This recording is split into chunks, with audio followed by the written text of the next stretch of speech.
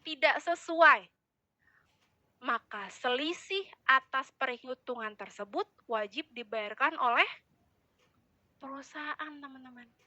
Ini ada undang-undangnya yang ngomong bukan Mbak Tasya. Ini ada di PP nomor 35 tahun 2021. Ya, sampai sini. Berikutnya, Pak, Bu, itu mah kita udah tahu PP-nya. Bener ya? Pasti mereka jawabnya kayak gitu. Kebanyakan, mayoritas yang kita sering temui kebanyakan gitu. Kita udah tahu lah. Tapi sanksi administratifnya Bapak udah tahu nggak? Ya tahu lah, paling cuman sampai penjara, Pak. Mas sanksi administratif doang, Pak, gitu. Ya, paling kita dapat teguran. The worst yang paling sulit adalah paling kita di-freeze. Freeze-nya berapa lama sih? Ya, paling kalau bisa paling lama setahun. Paling cepet 3 bulan. Ya, di-freeze. Karena sebenarnya mereka juga udah memperhitungkan resiko itu, bener nggak? Namanya perusahaan nggak mungkin nggak hitungin resiko itu. Kalau mereka di demo tiba-tiba mereka udah tahu akan ini sanksinya. Ya kan? Tapi mereka juga udah perhitungannya, paling kita freeze 3 bulan. Nah, masalahnya, ada nggak yang pernah sampai ngangkat ke sini? Ini, teman-teman. Teman-teman aliansi kita kemarin saya pernah bawa ini tahun lalu ke Bandung. Ada salah satu peserta, dia dari salah satu aliansi buruh gitu ya, di Bandung, itu juga bilang, Mbak Tasya, kita pernah bawa ini. Tapi karena hanya beberapa orang yang tahu akan hal ini, mereka tidak punya keberanian untuk lanjut ke tingkat tertentu. Kenapa? Kalau kita sudah pakai pidana, berarti kita harus bayar pengacara, betul. Berarti kita harus keluar uang lagi nih, modal lah. Ibaratnya mereka yang ngitung, kita nuntut uang nggak seberapa, prosesnya lama, keluar uang lagi. Dan belum tentu cair juga. Sampai sini dapat ya teman-teman ya? Dapat ya? Ini adalah permasalahan yang masih menjadi ya masih kerumitan di dalam pengusaha-pengusaha kita di Indonesia lah gitu. Tapi sejatinya kalau kita menjadi financial consultant yang benar-benar bisa datang ke perusahaan dengan lebih bijak gitu ya, menjelaskan kepada mereka untuk memberikan satu solusi. Solusinya apa gitu ya?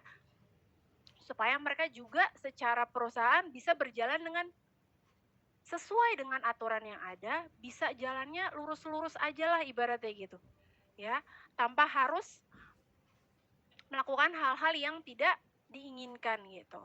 Nah, sekarang kita balik lagi nih ke kebutuhannya perusahaan. Kira-kira kita kuis dulu lah. Kayak udah mulai berat. Ibu udah mulai nguap ya kan? Sekarang udah mulai berat nih ya, udah mulai berat. Oke, kita balik lagi. Kira-kira kalau dari sisi kebutuhannya perusahaan. Nah, kan tadi saya sempat agak spill dikit tuh ya. Di samping dari mereka profit, ada urusannya sama efisiensi pajak. Dua ini doang, bener gak teman-teman? Caranya gimana? Mereka kan gak mungkin cuman mengandalkan omset semata, bener ya? Dari satu di proses berjalannya satu perusahaan gitu ya, dalam pengelolaan portofolio aset dan pajaknya, perusahaan biasanya melakukan apa sih? Melakukan biasanya apa nih? Kalau melakukan pengelolaan portofolio mereka ngapain? Kenapa mas? Audit, oke, itu yang dilakukan ya. Ini supaya uangnya bisa bergerak dan menghasilkan lagi, mereka ngapain? Kenapa Pak? Betul, bisa. Kita masukkan pengelolaan portofolio masuk ke aset-aset tertentu. Kita masukkan ke sini. Perusahaan akan memilih nih, gimana caranya profit yang mereka punya dengan pengelolaan aset, tapi bisa melakukan yang namanya tax efficiency. Mereka muter otak, gimana caranya gue bisa dapat income tambahan, bener ya? Dapatnya dari mana lagi? Ya mau nggak mau kita harus putar lagi ke sini, bener ya? Ada yang masuk ke deposito, obligasi, saham, bener banget. Mereka beli logam mulia, valuta, bahkan beli kendaraan mewah gitu ya. sampai ke hal ini. Nah, masalahnya jenis investasi untuk mendapatkan penghasilan tersebut ada yang namanya pajak, teman-teman. Jadi ini kayak ironis, kita mau putar ini tapi kita benturannya sama ini. Jadi otomatis mereka disuruh milih tuh. Manajerial didudukin bareng-bareng. Tahun ini kita portofolio asetnya mau kemana nih? Supaya kita bisa nge-reduce yang namanya ini. Apalagi sekarang ada Cortex ya. Udah nggak bisa ditutup-tutupin, teman-teman. Mau nggak mau uangnya tuh, ya udah dari Mas tuh udah masukinnya semua ke sini. Lebih clear, lebih transparan ketika mereka lapor pajak, uangnya kemana guys? Ini ke sini. Bener gak? Bayar kok kita pajak, tapi di-reduce. Bener gak? Nah, sekarang saya pertanyaan berikutnya. Dari semua jenis investasi yang saya tampilkan, kira-kira yang pajaknya paling besar deh, yang mana? Pajak paling besar.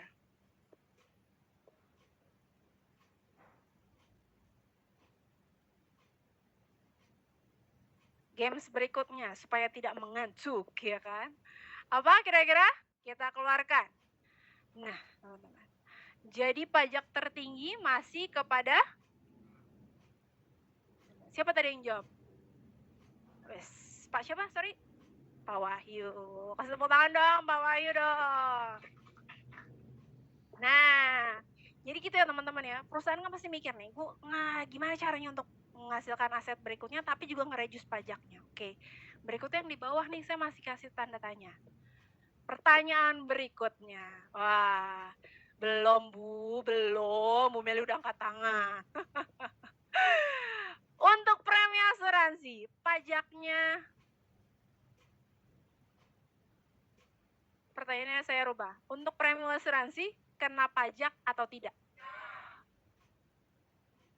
Yakin?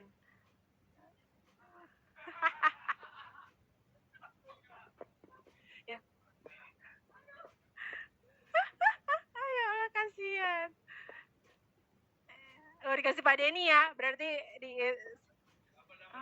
gitu tuker. Oh ya. Tepuk tangan dong ya. Segitu antusiasnya loh, belum ditanya udah angkat tangan gitu ya. Oke, sekarang kita belajar pelan-pelan, tipis-tipis ya. Teman-teman yang baru juga tipis-tipis aja ngikutin ya gitu ya. Objek pajak PPh non-final. Kita nggak minta teman-teman buat jadi pakar pajak, enggak ya. Cuma saya kasih tahu teman-teman. Secara objek pajak PPh non-final, ada yang namanya laba usaha. Berarti laba usaha kena pajak, betul? Betul. Lihat di sini. Ada premi asuransi ya. Jadi premi asuransi kena pajak atau tidak? Premi asuransi kena pajak. Boleh saya minta lagi biskuitnya? Jadi teman-teman gini, kita sebagai financial consultant harus tahu dulu dasarnya dari mana asuransi itu tidak kena pajak. Asuransi itu ada dua loh, premi keluar sama klaim masuk. Nah, jadi kalau kita datang ke perusahaan bilang, Pak Bu, asuransi nggak kena pajak. Nggak kena pajak dari mananya? Nah, kita harus lebih pintar. Lebih pintar ketika kita menghadapi orang perusahaan. Karena kita ketemunya sama head finance, head pajak, head HR, yang orang itu memang udah berkutak dengan angka-angka itu dari setiap tahunnya. Bener ya? Jadi kalau kita ngomong ini bisa efisiensi pajak, saya juga tahu Mbak Tasya, dari dulu juga kita efisiensi pajak. Setiap tahun juga kita di-challenge untuk efisiensi pajak. Setiap tahun, teman-teman. So, kita nggak bisa datang ke mereka dengan jadi orang yang lebih pintar dari mereka, teman-teman. Ya.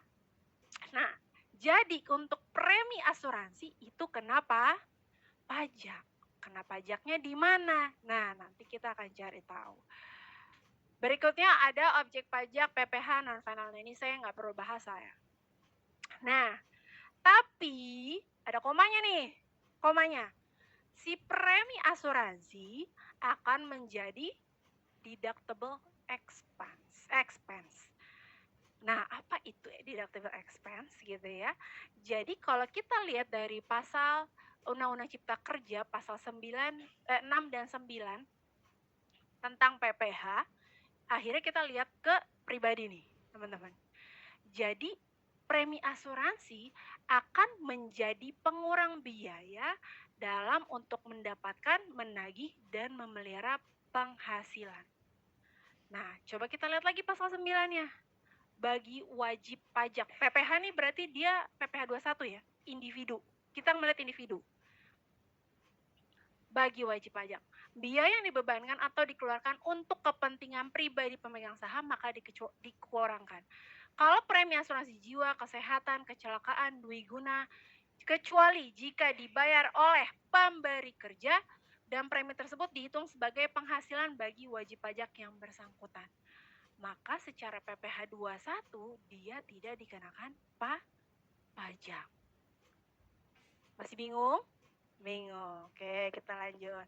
Saya butuh kefokusannya di sisa 10 menit terakhir ya. Oke, sekarang kita balik dulu ke awal. Kucuk-kucuk kita datang ke perusahaan. Oke, sebelum kita bahas pajak lagi. Kita datang ke perusahaan. Kita bilang, "Bu, kita mau nawarin asuransi, katakanlah mau asuransi kesehatan, asuransi jiwa gitu ya. Kita datang mau nawarin asuransi." Nah, mereka pasti akan nanya, apa untungnya buat mereka beli asuransi dari kalian? Ya kan? Kita masuk dari ini. Saya selalu bikin sales idea-nya itu adalah kita masuk dengan 4 pendekatan ini. Yang pertama adalah kita bilang asuransi, yes betul, Bapak Ibu udah punya BPJS, itu bagus banget. Udah punya DPLK, luar biasa. Tapi kita mau berikan yang namanya tambahan benefit. Tambahan benefit, teman-teman. Bukan menghilangkan, bukan membuat bahwa yang mereka lakukan itu salah. Tambahannya apa? Tambahan untuk cadangan dana pensiun, karena kita tahu perhitungannya itu tidak maksimal, yang pertama, ya kan? Tadi kita udah hitung tuh, BPJS TK dan BPJS pensiun, kecil banget, betul ya? Jadi kita bilang ini. Yang kedua, perusahaan memiliki tambahan santunan meninggal dunia. Ingat, kata-katanya adalah tambahan. Ya. Dan yang berikutnya yang paling bikin mereka menarik adalah efisiensi pajak. Sekarang kita balik lagi ke sini. Ini standar lah ya, teman-teman ketemunya sama siapa? Head HR, tadi saya udah mention juga head finance sama business owner. Dan berikutnya karena kita bicara mengenai persistensi, so kita memiliki kualitas bisnis yang harus kita jaga. Teman-teman cari perusahaannya jangan yang asal-asal. Lihat juga profit setiap tahunnya oke apa enggak, overview positif atau enggak. Mereka punya kemampuan enggak untuk membayarkan premi sampai dengan masa pembayaran berakhir. Ya, teman-teman ya. Oke. Sekarang saya masuk ke pajak dulu deh. Biar misalnya teman-teman ada bayangan. Berarti saya pindahin ke sini.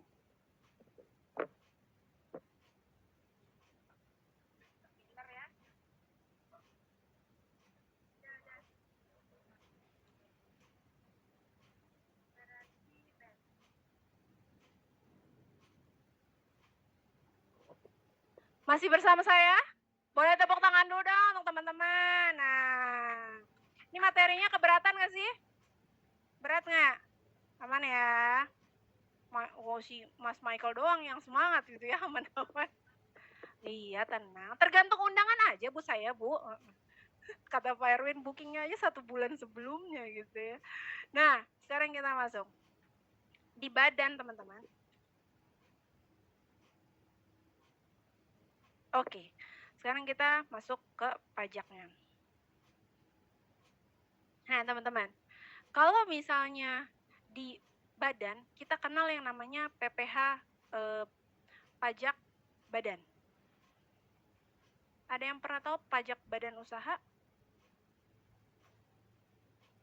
Nomor 22, PP 22 ya. Tahunnya saya lupa, nanti kita cek tahu ya. Pajak badan usaha. Itu 0 sampai dengan 500 juta. Omset ya teman-teman ya. Atas omset itu pajaknya adalah 0%. Kalau 500 sampai dengan 1 berapa? 1M itu berapa? 22%. Di atas kurang lebih dari oh salah saya, sorry. Langsung aja deh. Apa sih gimana nih? Mau cari penghapus lagi gimana? Kayak mana cari itunya? Bukan. Kayak mana cari penghapusnya nih? Penghapus. Sini. Hilang. Ulang aja deh. Kayak mana nih? Aduh, bukan punya, ketahuan banget bukan punya sendiri ya. Nah, itu dia. Terima kasih loh. Saya hapus dulu. Salah, Pak. Sabar. Belum selesai. Langsung aja. Untuk omset di atas dari 500 juta, itu pajaknya adalah 22%. 22% pajak badan usaha.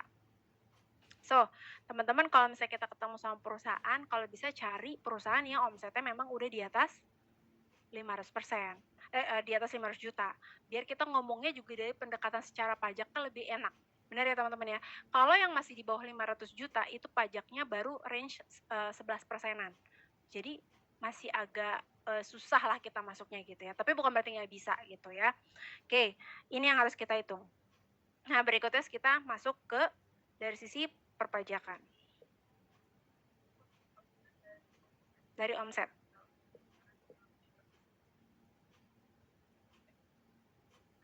Sorry Bu, laba dari omset. Laba dari omset. Iya, laba dari omset. Laba atas omsetnya, Pak. Jadi omsetnya nanti kan hitung lagi labanya berapa kan. Dan labanya itu kan nggak besar-besar banget ya. Gitu. Kalau secara gini, secara kita pernah bawa ini di Phoenix gitu ya. Kalau secara literasi perpajakan yang literaturnya itu adalah omsetnya. Tapi nyatanya di pajaknya Pak, itu dihitungnya dari labanya. Gitu. Itu inputan yang kita masuk ya. Kalau yang kita tahu itu dari omsetnya. Yang kita tahu dari omsetnya, gitu.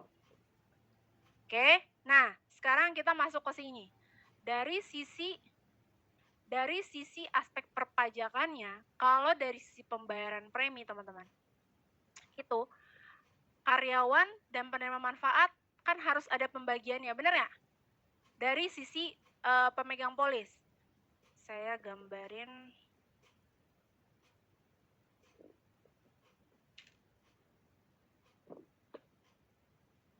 Kira-kira kalau dari sisi produk yang bisa ditawarkan apa teman-teman? Langsung kita pilih aja lah ya, MDLA ya. Langsung kita pilih aja ya. Oke. Sekarang saya masuk, kira-kira kalau misalnya untuk pemegang polis korporasi, pemegang polisnya siapa teman-teman? Perusahaan, oke. Kalau tertanggungnya? Karyawan, oke. Penerima manfaat? Bisa 100% perusahaan nggak? Nggak bisa ya?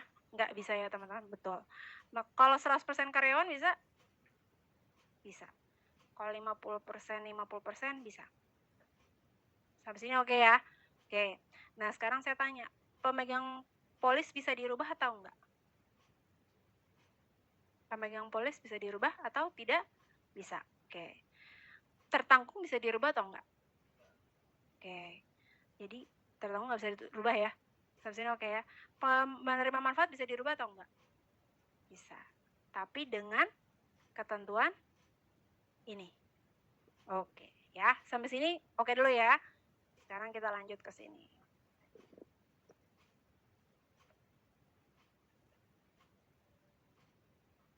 Dengan segala keterbatasan yang saya miliki, jadi saya... Oh, Baik. Kirain datang berikutnya saya bawa flip chart sendiri ya. Baik. Terima kasih. Nah, sekarang kita masuk ke slide ini, teman-teman. Kita akan lihat dari pembayaran premi. Tadi ya pemegang polis ya. Tertanggung penerima manfaat 50%, 50%. Sampai sini oke? Oke, sekarang kita lanjut. Karyawan kan bayar nih, diwakilan sama perusahaan untuk bayarin preminya, benar ya? Dibayarin nih sama perusahaan gitu ya. Nah, dari sisi perusahaan, premi ini dianggap sebagai tadi tax deductible atau pengurang pajak. Kenapa? Karena perusahaan itu ngeluarin uang untuk beli asuransi. Betul ya? Oke. Dari sisi karyawan gimana? Kan tadi ada undang-undangnya tuh. Kalau dari PPh 21 karena diterima sebagai kenikmatan gitu ya, atau natura, maka dianggap sebagai PPh progresif. Ya dong, masa dua-duanya nggak kena pajak? Nggak fair. Perusahaan juga, nih. Jadi perusahaan nggak kena pajak, si karyawannya yang kena pajak. Oke, sekarang kita lihat dari manfaat hidup. Manfaat hidup, uang pertanggungan, UP gitu ya, diperlakukan sebagai pendapatan asuransi. Kalau perusahaan dapat pendapatan, kena pajak atau enggak? Kena pajak. Kena pajaknya tadi pajak berapa? PP nomor 22-nya? 22%. Teman-teman. Gede enggak? Gede. Ya, ntar kita hitung-hitung ya. Antara progresif dengan si ini 22%. Dari sisi karyawan, kalau ditransfer sebagai manfaat asuransi, kena pajak ya? Nah, dapat ya sampai sini logikanya ya. Oke, sekarang kita masuk ke manfaat meninggal dunia. Meninggal dunia, tadi kita udah tentuin 50%, 50% ya, Pak Michael ya. Kalau misalnya opsi yang kedua 100% boleh. Kalau ditransfer sebagai manfaat asuransi, berarti dia tidak kena pajak. Di sini asuransi berfungsi untuk bebas pajak. Sampai sini oke?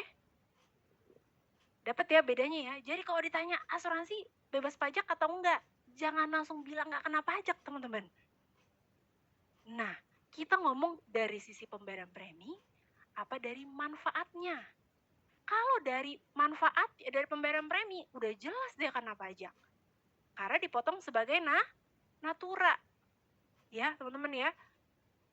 Tapi kalau dari manfaat, dua itu kita harus lihat yang nerimanya siapa dulu.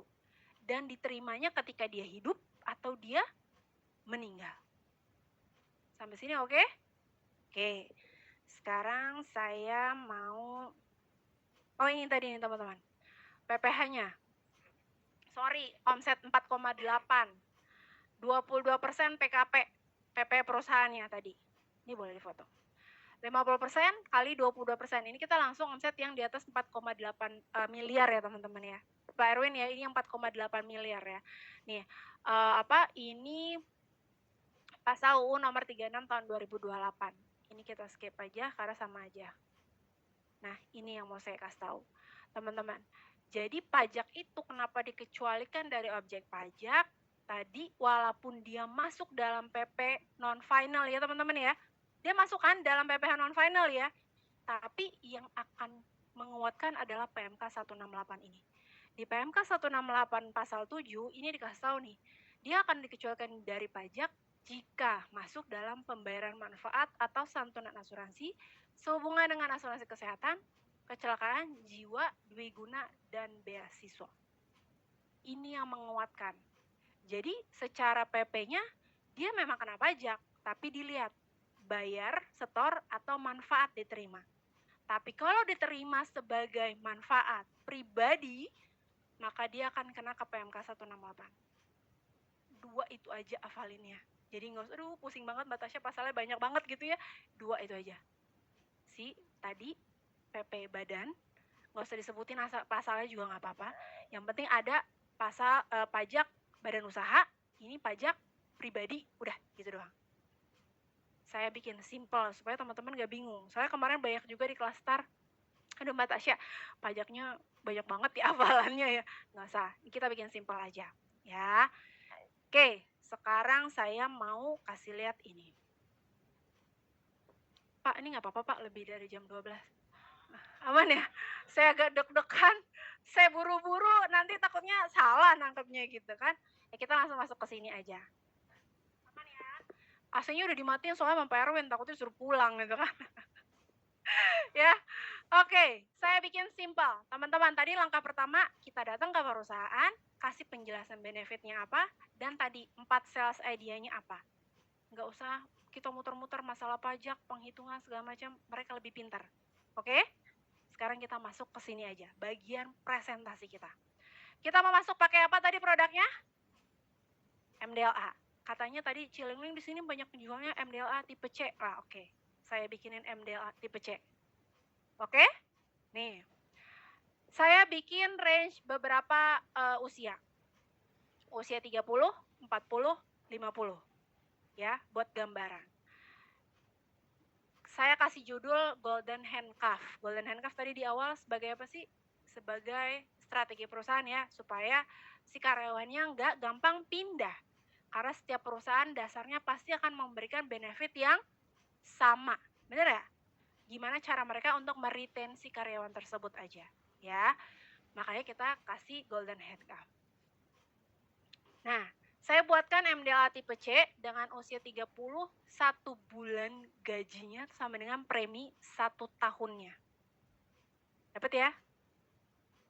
Waduh Pak, aduh jadi gak enak saya di video-video pada ini selalu ya.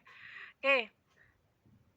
Asumsi kita bayar, perusahaannya bayar 10 tahun. Sampai sini oke? Saya minta fokusnya dulu nih, biar nggak bingung nih nanti ya. Nanti itu gimana sih cara baca tabelnya Mbak Tasya gitu ya. 10 karyawan lagi, usia 40, 36 juta. Premi 1 tahun, asumsi bayarnya 360 juta. Sama 50 tahun. Nah, total premi berarti yang dibayarkan sama si perusahaan selama 10 tahun, berapa teman-teman? Kurang lebih 1 miliaran. Tapi manfaat yang bisa disiapkan sama si perusahaan, berapa teman-teman? MDLA rumusnya adalah apa? Kalau meninggal, UP 100% cair. Masa berakhir UP, masa berakhir manfaat pembayaran premi 100% juga ya teman-teman ya. Nah ini kalau produk tim training lah ya. Nah teman-teman bisa lihat ya, berarti ini sama dengan nilai tunai sama dengan UP, betul ya? Oke, saya bikin 500, 1,1 sama 800 ya. Berarti total manfaat yang disiapkan untuk setiap karyawan ini, 10 karyawan ya, kurang lebih adalah hampir dengan 25 miliar. Sampai sini logikanya dapat? Logiknya dapat ya? Atau saya kecepatan? Aman? Ada yang bingung? Ya. Betul. Betul. Betul. Karena ini langsung dikali 10 orang. Betul. Ini 10 tahun, ini UP-nya, ini 10 orang. Sampai sini aman? Yang lain? Pak, Bu, masih bersama saya? Aman ya? Iya. Ya, kalau MDLA tipe C kan tadi rumusnya adalah betul ya? Betul ya Bu ya? Kita nggak bahas detail produk di ya, oke ya? Aman ya? Aman ya, oke. Oke, nah itu. Jadi sales idea-nya adalah dengan perusahaan membayar 1,8 gitu ya, 1,80, even baru di tahun pertamanya, jika ada resiko tutup usia maupun sampai dengan dia pensiun, perusahaan sudah siapkan berapa? 20, hampir 25 miliar. Sampai sini dapat sales idea-nya? Oke, aman Bu? Masih bersama saya? Ibu mukanya udah mulai agak-agak bingung? Oke ya, aman. Nanti in detail bisa japri saya atau tanya sama leadernya ya. Oke. Mbak Tasya ngomongnya gimana nih? Kayaknya Mbak Tasya doang yang bisa ngomong. Oke, saya bikinin sales script-nya. Ya. covernya 30 tahun. Kurang lebih saya bikin 20 sampai 30 tahun ini. 30 tahun. Karena kan ada yang usianya 50 nih. Iya, gitu. Ya. Jadi range-nya nanti tinggal disesuaikan aja. Gitu. Bayarnya tapi intinya saya hanya 10 tahun ya di sini.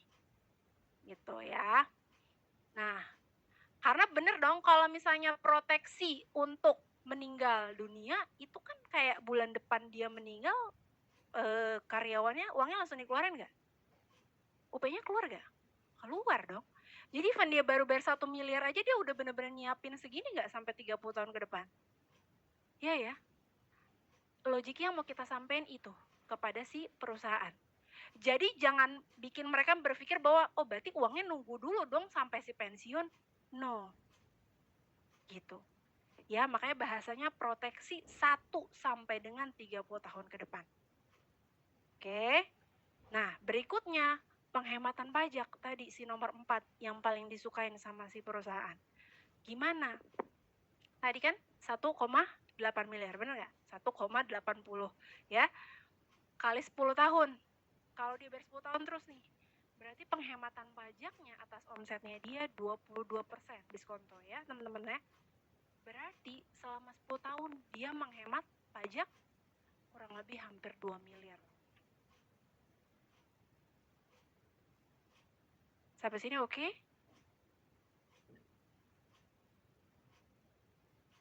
Iya, karena saya bikinnya range-nya beda-beda nih Bu. Yang 30 kita bikin sampai 30, yang 40 kita bikin 20, yang 50 kita bikin 20 juga gitu. 1 miliar setiap tahun, preminya 1 miliar. Iya. Bayarnya hanya 10 tahun tetap. Tapi untuk penyesuaian ininya, untuk si UP-nya, kita nyesuaiin dengan masa pertanggungannya. Karena ini balik ke skema produknya. Sampai sini masih bingung? Aman? Ya, saya kasih contoh 10 karyawan aja. 30 karyawan. 10, 30, 10 gitu.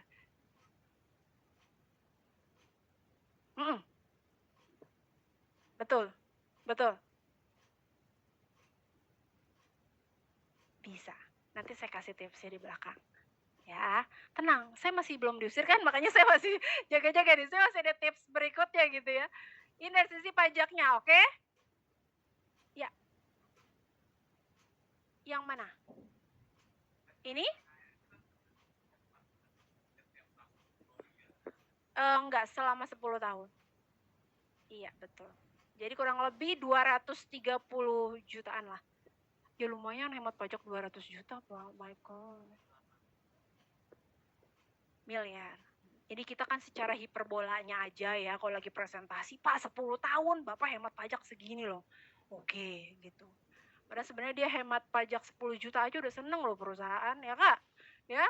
Oke. Nah, kemarin banyak input adalah Mbak Tasya bikinin dong skripnya gitu ya. Takutnya ngomongnya belibet nih gitu kan. Kayaknya cuma Mbak Tasya doang yang bisa ngomong atau mungkin cuma JJ owner doang yang bisa ngomong gitu ya. Nah, ini kurang lebih teman-teman kayak gini saya bikin simple. Ketika kita datang nih ketemu sama satu perwakilan karyawan. Gimana caranya kita bisa menawarkan penghematan pajak untuk mempersiapkan proteksi kesejahteraan, teman-teman ya. Secara bersamaan nih. Bisa nggak? Bisa. Gimana caranya? Kasih lihat si tabel tadi tuh. Betul ya. Masalah tabel golden handcuff-nya teman-teman mau adjust sendiri boleh. Ini saya hanya contoh. Ya, teman-teman mau bikin contoh misalnya karyawannya karena Gen Z semua bikin usianya 30 semua misalnya gitu. Atau mau biar gampang jelasinnya cuma 30 sama 40 misalnya gitu. Boleh. Disesuaikan aja ya. Nah, kita kasih lihat. Jadi dengan total premi bayar sekian setiap tahun, bayarnya cuma 10 tahun, teman-teman udah siapin bahasanya loyalty bonus. Karena kita tidak boleh menggantikan tadi si pensiun, kita tidak boleh menghilangkan si meninggal dunia dari BPJS, jadi kita ganti bahasanya dengan loyalty bonus. Ya.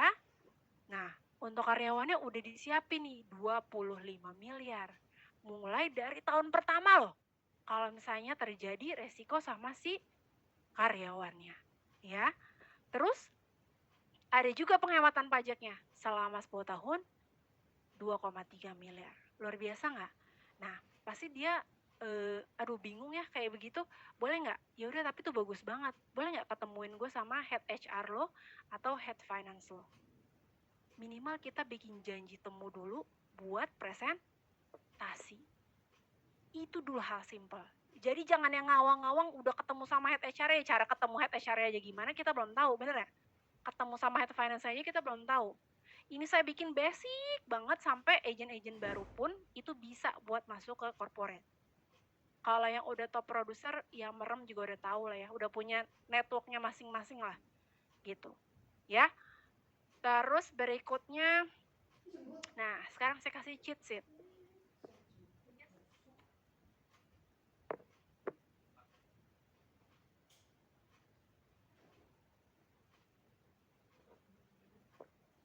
Itu Pak, yang tadi 4 sales idea. Tambahan benefit untuk pensiun, tambahan benefit untuk meninggal dunia, tambahan tadi buat mereka untuk efisiensi pajak juga gitu. Itu aja, nggak usah banyak-banyak.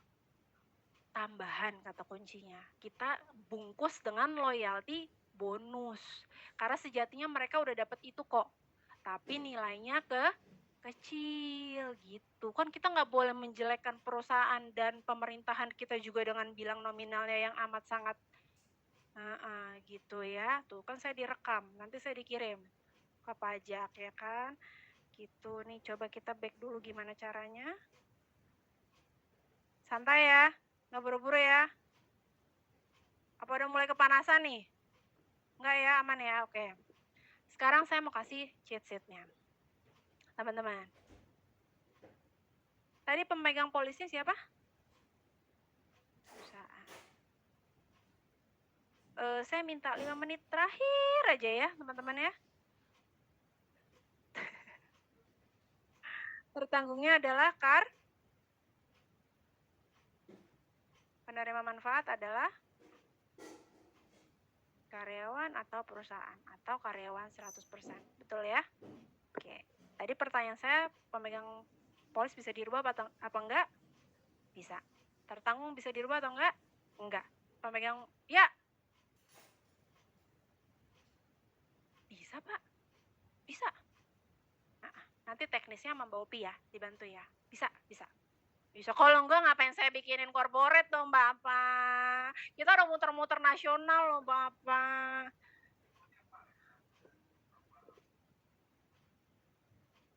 Penerima manfaat.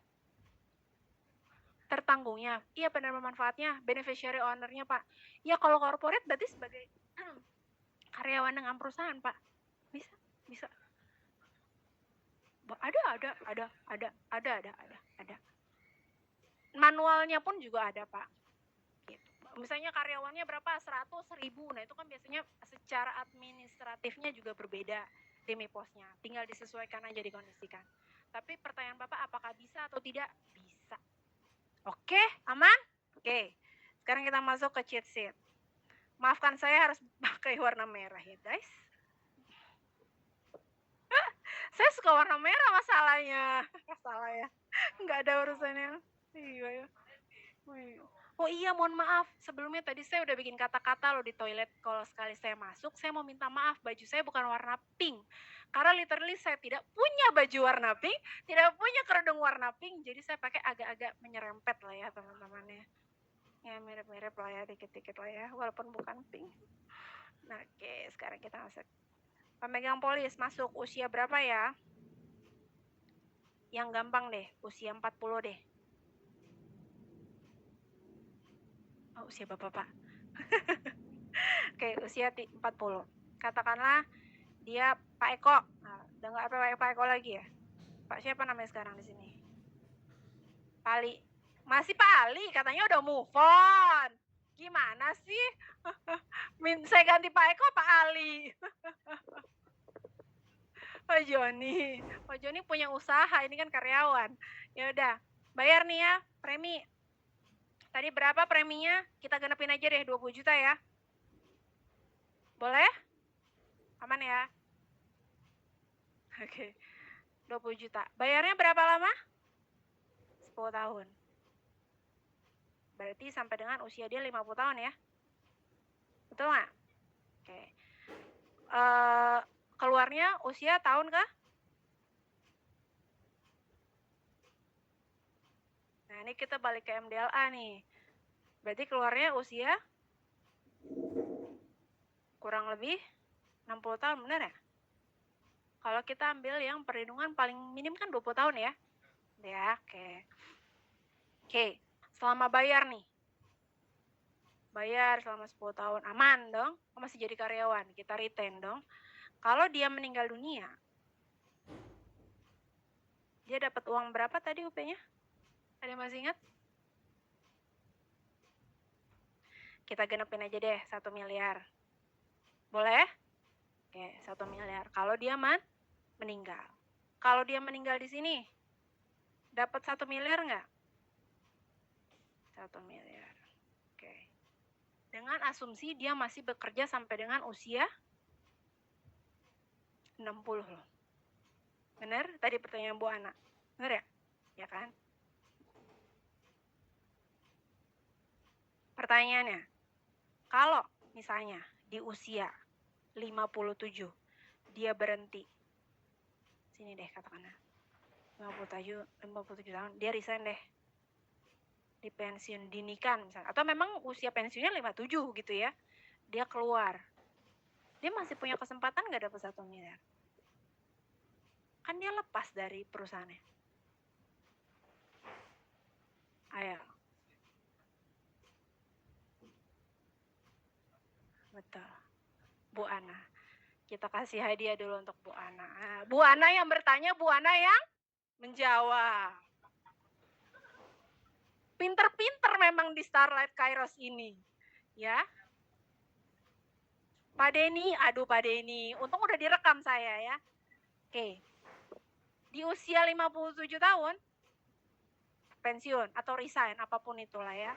Masih punya kans gak buat dapat 1 miliar ini?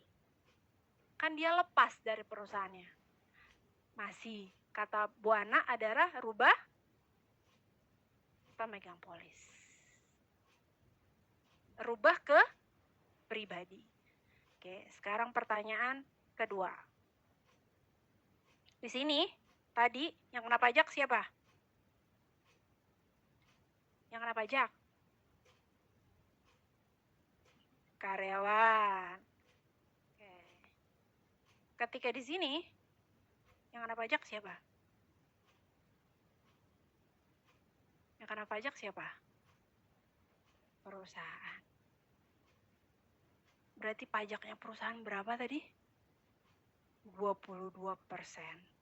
Ikhlas nggak perusahaan keluar 22%? Hah? Nggak keluar. Gimana caranya? So, supaya nggak kena 22% ini gimana caranya? Dipensiunkan. Dipensiunkan kalau dia masih sampai akhir, dia pajak perusahaan kan masih diterimanya atas nama pajak perusahaan. Jadi, ganti pemegang polis. Hadiah lagi. Kantong Doraemon ya kan? Sampai sini oke? Nah, yang kena pajak pribadi apa company?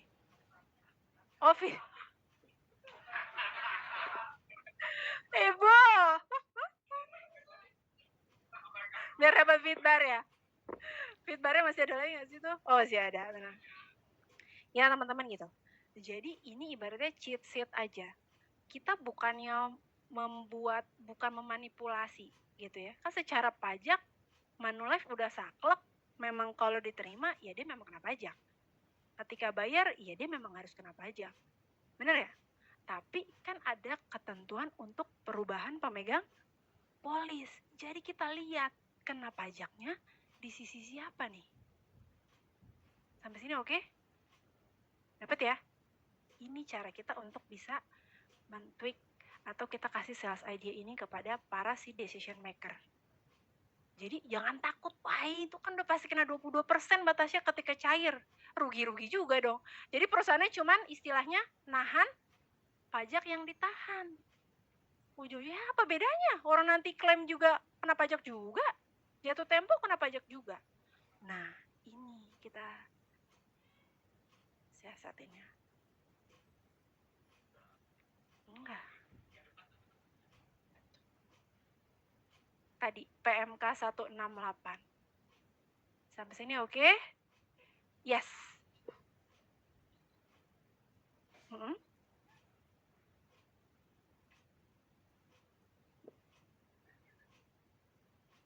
Dapat apanya tuh, Bu? Pertanyaan yang luar biasa. Gimana caranya? Kan perusahaan juga nggak mau rugi, bener ya? Pasti di akhir masih minta jatah. Padahal udah dibilang, loyalty bonus ya Pak, buat karyawan, bukan buat perusahaan, bener ya? Ya kan saya tadinya kan ngamanin pajak doang, Bu. Masa saya nggak dapat apa-apa? Ada perusahaan yang seperti itu. Caranya gimana? Bikin MOU terpisah. Yes. Ada apa tuh? Kaget. Langsung jadi. Kira ada landing pesawat di atas pesawat. Gitu. Ya teman-teman. Jadi gimana caranya? Karena itu nggak boleh, kesepakatan dengan Manulife nggak boleh berubah. Karena itu mengikat. Dan kita nggak boleh bikin MOU atas polis tersebut kan. Kita bikin MOU atas manfaat yang akan keluar. Atas si loyalty bonus. Bukan atas polisnya. Berbeda ya teman-teman ya. Jadi kita bikin MOU-nya kalau misalnya Bapak Ibu pensiun sampai dengan masa yang telah ditentukan, manfaat seluruh loyalty bonus yang diterima akan dikembalikan. Contoh 20% buat balik ke perusahaan. Itu di luar dari Manulife. Manulife tidak akan misalnya transfernya 20% balik ke perusahaan, nggak bisa. Itu di luar itu. Karena kan ketika ditransfer hanya kepada rekening pemegang polis. Sampai sini oke? Okay?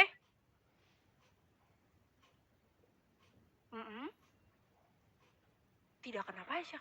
Nggak kena pajak.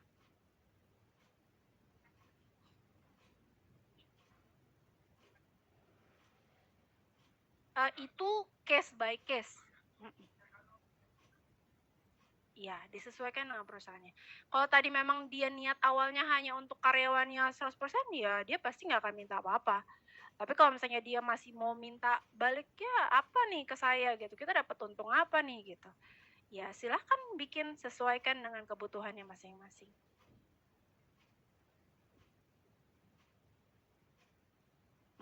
Iya dong. Jadi perusahaan tetap harus memperhitungkan itu.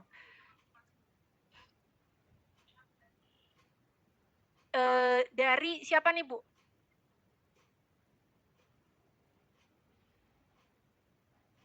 Iya itu kan udah antara si karyawan sama si perusahaan, betul. Di luar dari Manulife ya, gitu. Iya silakan. Udah nggak nguap lagi nih, makin membara sekarang.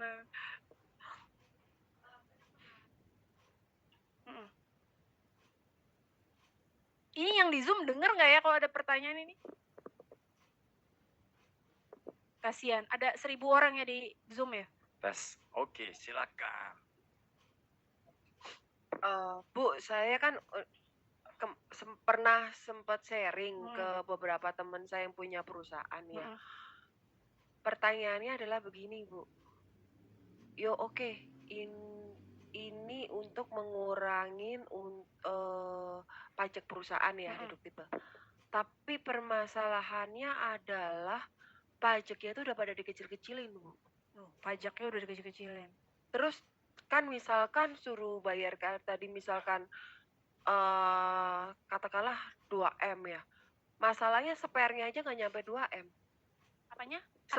Spare uangnya. Oh, I see. Untuk perhitungan dia punya omset gitu. Iya, udah dikecil-kecilin. Terus gimana itu, yuk? Itu kembali lagi kepada perusahaannya sih, Bu. Dia tetap mau memberikan sesuatu nggak, tadi loyalty bonusnya nggak kepada karyawan, satu. Yang kedua, dia sudah memperhitungkan akan pensiun dan pesangonnya karyawannya nggak? Kan tadi kita buka dengan pesangonnya dulu kan. Selama ini di sini menghitung nggak sih perhitungan pesangon yang layak gitu. Kita nggak bilangnya jangan sesuai ya, maksudnya bener nggak hitungannya gitu, jangan ya, yang layak lah gitu. Tapi kalau misalnya dia bilang, oh kita udah sesuai, oh kita udah layak gitu ya, oh ya udah nggak apa-apa, kita kasih aja dulu proposalnya, kita jangan terlalu defense dan jangan terlalu nge-push mereka juga, biar nanti mereka yang mikir sendiri. Nanti dari pihak Manolov ada bisa kasih contohkan proposalnya untuk kasih ke kita, kasih contoh sampel untuk kita mau kasih ke perusahaan seperti apa, Bu? Bisa tolong dibantu, Bu? Nanti saya coba kirim ke Pak Erwin ya. Ada beberapa GE. Sebenarnya bikin sendiri, Bu. Karena kan GE itu bawa nama GE masing-masing nih ya gitu ya. Tapi kalau misalnya memang mau kasih profilnya Manulife gitu ya, mau kasih bentuknya proposal, perhitungannya itu juga kan nanti di-adjust masing-masing ya gitu. Sesuai dengan kebutuhannya si perusahaannya masing-masing. Iya. Tapi contohnya nanti saya coba. Ya nanti saya minta ya, Bu ya. Terus yang berikutnya lagi Wani Piro, Bu. Terima kasih. Nanti saya kasih case aja, Bu. Berikutnya lagi yang saya tanyakan tuh mereka selalu yang berikutnya lagi. Saya punya konsultan pajak. Nanti saya konsultasikan dulu dengan mereka. Bagus. Saya sangat setuju kalau memang harus konsultasi dengan konsultan pajak. Kita juga punya konsultan pajak pribadi, kita punya Bapak Tenu Cejiriadana yang akan bisa bantu kita untuk menjelaskan kalau memang mereka butuh untuk dijelaskan. Tapi maaf Bu, apakah konsultan pajak di luar juga mengerti tentang ini? Tergantung. Konsultan pajak beberapa ada yang paham kalau dia pernah megang case yang terkait dengan asuransi. Kalau memang dia tidak pernah, lebih baik cari second opinion. Kalaupun memang dia belum pernah, ya udah nanti kita diskusi bareng-bareng aja. Kita bikin Zoom meeting juga boleh. Misalnya di luar kota, tadi kan Ibu ya contohnya di luar kota. Kita bikin Zoom meeting juga boleh, kita jelaskan. Saya juga beberapa kali ada bantu untuk jelasin ke head finance secara pas perpajakannya nih agentnya udah nggak bisa jelasin nih. Kayak tadi kita ngomongin PPh, pasal apa segala macam, itu kan udah cukup advance ya. Jadi butuh bantuan buat dijelasin. Nanti kita Zoom itu meeting bisa bareng-bareng. dibantu ya Bu, soalnya kan boleh Bu.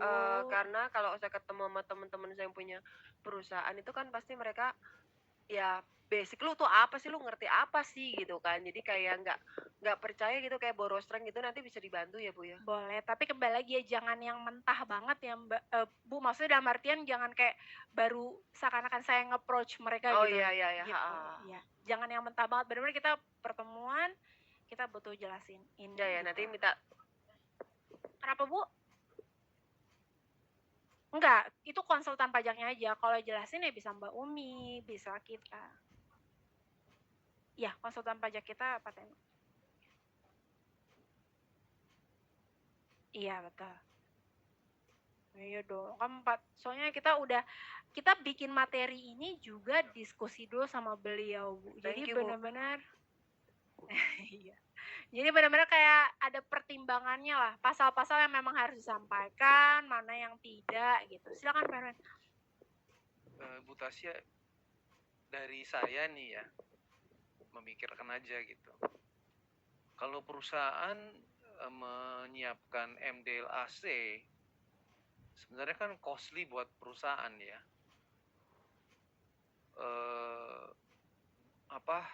Dia perlu menyiapkan 1 miliar, tapi dia juga membayar premi cukup tinggi, 50% kira-kira itu kan kalau MDLAC ya.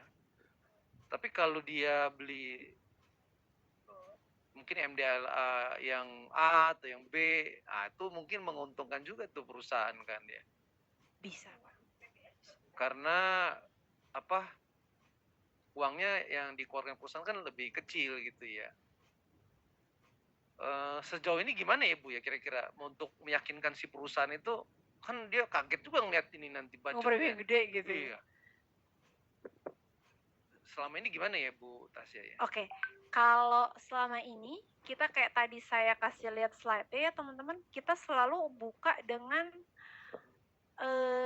karena ini sebagai fasilitas yang akan diberikan sebagai bentuk loyalty program. Mana ya tadi slide-nya?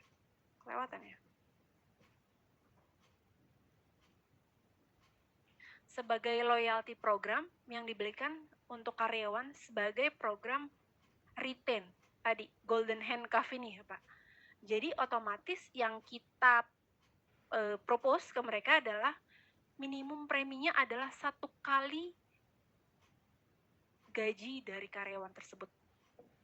Jadi yang kita cadangkan untuk si karyawan itu ngeluarin 1 kali gaji tahunannya aja untuk bayar premi 1 tahun gitu. Jadi sesimpel ya, kita bilangnya simpel sih ya, kita kasih taunya, Pak, untuk bisa retain ini si karyawan, benefitnya itu kita ambil dari gaji ke-13-nya mereka. So far kita masuknya gitu sih Pak. Antara nanti dealnya maunya dia pindah ke plan B, atau misalnya oh preminya ternyata gede banget nih gitu ya. Ya itu nanti bisa di-adjust sih Pak gitu. So far pertama kali kita masuk, kita beranikan dengan 1 kali gajinya. Karena itu buat karyawan, kalau kita kasih tahu juga, guys, kalian punya polis asuransi di sini sebagai loyalty program, kalian gak usah pindah ke perusahaan manapun, karena kalian udah kita jaminkan loh, dengan gaji ke-13 kalian, itu kita beliin polis asuransi senilai uang pertanggungan segini. Itu lebih ngena sih Pak. Kenapa Bu? Mereka nggak, oh bukan Bu, terima THR. Maksudnya itu kayak ibarat tambahannya aja buat meretain si karyawan ini, si program golden handcuff-nya ini Pak. Gitu. Bu, berarti kan di setiap perusahaan kan biasanya mereka sudah berjalan nih bertahun-tahun dengan sistem mereka masing-masing, aturan perusahaan itu masing-masing. Nah, yang mungkin seperti yang saya ketahui itu Bu, kalau misalkan gaji ke-13 kan itu berupa THR. Nah, gaji ke-14 itu biasanya mereka alokasikan bisa juga dengan asuransi kesehatan yang tapi sesuai dengan limit plafonnya itu sesuai dengan gajinya mereka. Bisa rawat jalan kek, gigi, kacamata. Mereka kan kadang belum tentu mau mengalokasikan ke pihak ketiga, ke perusahaan asuransi, itu yang saya lihat ya Bu. Berarti ini dari perusahaannya seperti harus merubah skema dari perusahaan tersebut dong Bu. Biasanya gaji 14 dialokasikan seperti itu dan mereka harus berdiskusi kembali dengan para karyawannya dong Bu. Kalau untuk mengalokasikan gaji yang ke-14-nya untuk ke seperti ini, dan mereka kan ya perlu kesepakatan juga internal antara perusahaan juga dong Bu. Internal atau perusahaan pasti Dengan karyawan, dengan betul. merubah dari yang gaji ke-14 yang mereka biasa dapatkan untuk seperti benefit kesehatan lainnya, gitu, betul. lalala itu kan menjadi ke program yang seperti ini. Betul. Tapi kembali lagi, kalau kita biasanya mengingatkan bahwa ini bukan dalam artian menggantikan ya Bu, menghilangkan yang sudah menjadi benefitnya mereka, gaji ke-13, 14, 15, apapun itu yang mereka udah milikin dari awal, terus kita ganti, nge-switch gitu, bukan kayak gitu. Dalam artian adalah kita malah menambahkan dengan yang tadinya omset perusahaan, yang tadinya idle, ibarat kita bilangnya apa ya, omset yang harus diputarkan lagi kan, yang akan kena pajak. Uang itu kita alihkan masuk ke sebagai jadi benefit, rekonstruksi pengaturan keuangan kembali. Betul. Itu ya. Dari jadi bukan berarti menghilangkan nih karena udah dibajetin buat buat tambahan benefit jadi dihilangkan karena dibeli asuransi. No, additional gitu. Yang dari perputaran uang itu. Betul. Ya Bu, supaya nggak kena pajak gitu ya. Mengurangi pajak. Tapi masalahnya adalah situasi sekarang aja perusahaan ngep-ngep Bu. Makanya carinya jangan yang ngep-ngep Bu. Kan tadi dibilang omsetnya kalau bisa di atas 4,8 miliar. Bu, apakah ada perusahaan kayak gitu? Ada dan masih banyak. Percayalah. Tadi aja pertanyaannya, Bapak, Pak Polytron masih ada? Masih ada. Saya pun juga pikir udah nggak ada Bu. Dan karyawannya masih di atas 2.000 Bu karyawannya. Masih untung nggak? Masih. Iya, grupnya Jarum masih ada. Gue coba gitu. Iya. Jadi kita cari masih perusahaan-perusahaan yang kalau bisa masih bisa berkembang, yang tadi profitnya masih bisa, overview-nya ke depannya masih positif lah. Masih banyak kok gitu. Ya. minimum 10 tadi. Iya. Iya, 10. Ya. Minimum kalau bisa kita ajuin secara based on administratif itu minimum 10. Tapi kalau apakah bisa di-adjust ke 5 atau apa, itu case by administratif sih sebenarnya. Nanti diskusi sama Mbak Upi ya. Oke? Pak? Oke? Oke, menjawab ya Pak Erwin ya pertanyaannya. Oke, terima kasih teman-teman. Mudah-mudahan sales idea-nya bisa bermanfaat dan bisa menutup tahun ini dengan strong ya, bisa capai.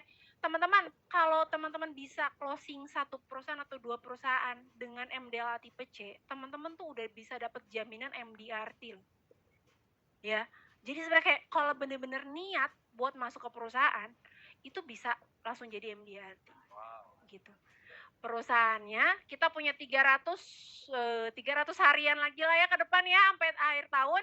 Mudah-mudahan saya doain kalau teman-teman aktivitinya setiap hari konsisten, pasti rezeki kebuka.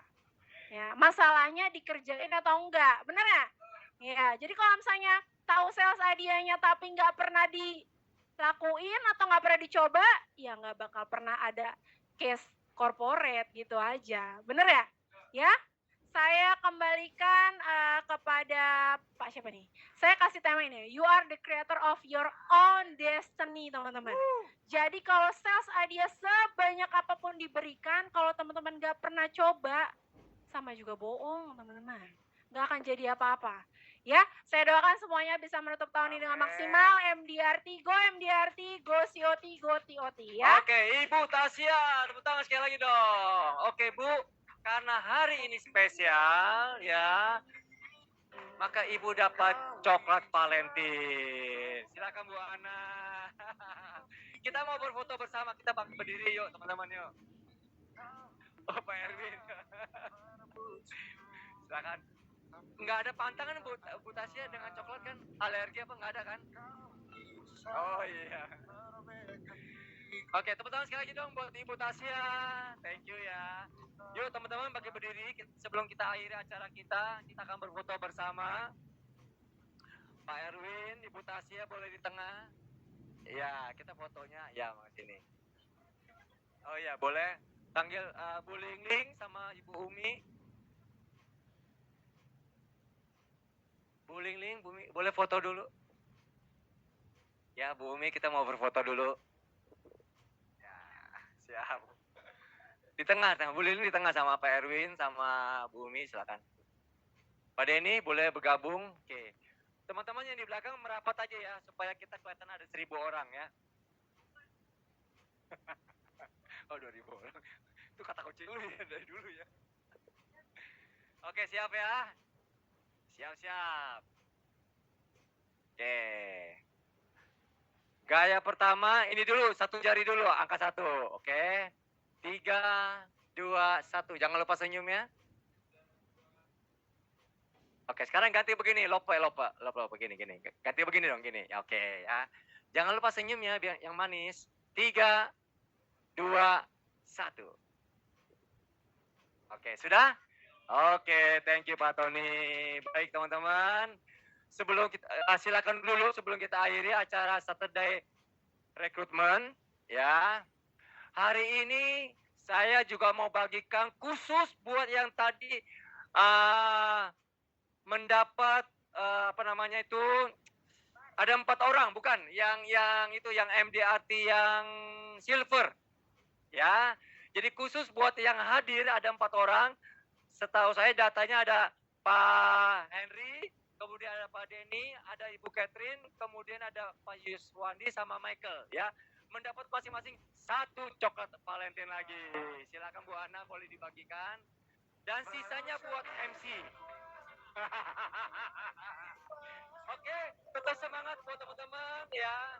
Berjuang, ya langsung kasih aja ke Michael. Henry, apa Yandi, kemudian Henry. Ya, Henry. Ada minyak. Ini Bu Catherine. Sama Denny. Oke, acara kita sudah selesai teman-teman. Silakan ada makanan kecil, ada roti.